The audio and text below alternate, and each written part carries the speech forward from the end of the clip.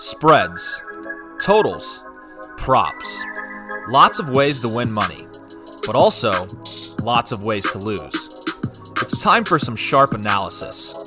All sports, all over the globe, all the time.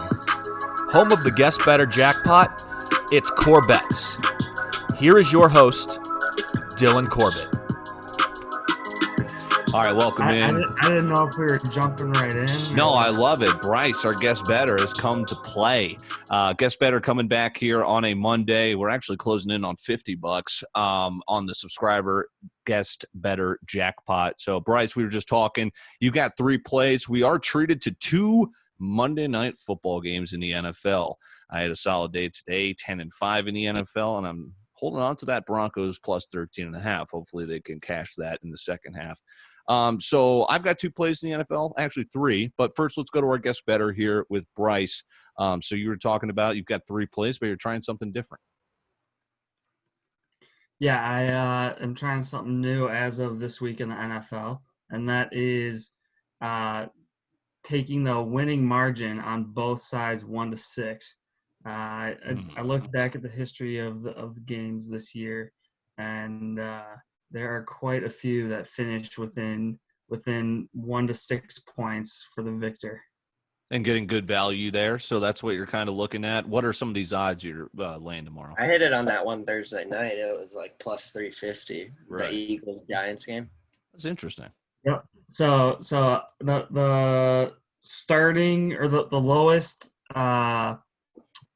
juice that I've seen is plus 350. So if you're betting both sides, you're locking in at plus 250 and getting that juice. I like that. Right. So which game are you looking at as we've got both of them? Are you doing that the same way for both games, or we've got Washington and Pittsburgh and then Buffalo, San Francisco? You know, after watching the Seahawks lose to the Giants today, yes, I'm taking 1-6 both sides on all 3 games, both the Monday night games and the Tuesday game. Only Monday night for now. But we've got you locked in. Yeah, so you've got to cash this here on Monday, and then we'll hopefully lock you in for that Tuesday bet there as well. So we've got so that's 4 plays there across the 2 games tomorrow. You've got the 1-6 there for both teams, Washington, Pitt, and then Buffalo and San Francisco. Okay, I'm interested. We'll see how it goes. Let's see here. I like Pittsburgh, the team that should have covered against the Ravens last week, but it was a backdoor cover. Only 6.5. This line is going crazy towards Washington. I was on Washington when they beat the Cowboys. I was on Pitt when they did not cover against the Ravens. I'm going back to Pitt, minus 6.5. Win by a touchdown. Pitt is a legit team. Just too many weapons there. And look who who's been on a 2-game win streak. They beat the Bengals in Dallas.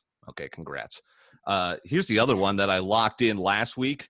I told you, I think the Niners are going to win this game, and they opened up as a dog, and then they took it off the board. I'm not sure if Jimmy G's coming back, what the story is there, but even if it is Mullins, I still like this spot. I've got San Francisco here on the money line against Buffalo. Don't look now. New England shuts out the Chargers. The Dolphins get a win, and they cover. Pressure's on you guys, Bills, and the San Francisco 49ers, again, a team that was a play or 2 away from a Super Bowl championship last year, instead finished runner-up.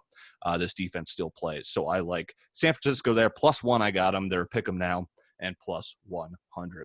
That actually does it to me. I'm taking a play out of Matt Cruzen's playbook as I'm staying away from college hoops, at least for now. Not my best sport, but NFL had another good day today, so I'm hoping to have a good day tomorrow. Matt, let's finish this off.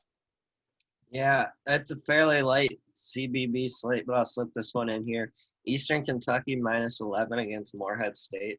Eastern Kentucky's another quality team. They remind me of South Dakota State, score a lot of points, can shoot really well. 3-1, they only lost to Xavier in overtime, 99-96.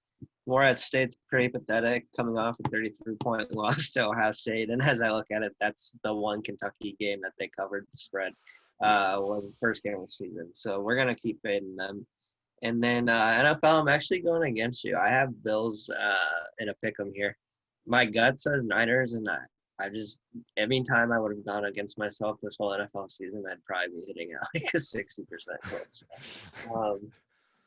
That's what I'm doing. Bryce, you mentioned earlier, I got to point it out that's of the 7 noon games, there were 7, I think, 6 of the 7 finished between 1 and 6 points. So it would have paid loads of buckets of money this afternoon if you were on all those margins.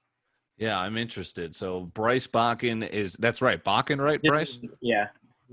Sweet. So you'll just need to hit 1 game and then you'll go positive because the odds will be over 2-1. No kidding. So that's exciting. So hoping for close games tomorrow. I'm hoping for good games.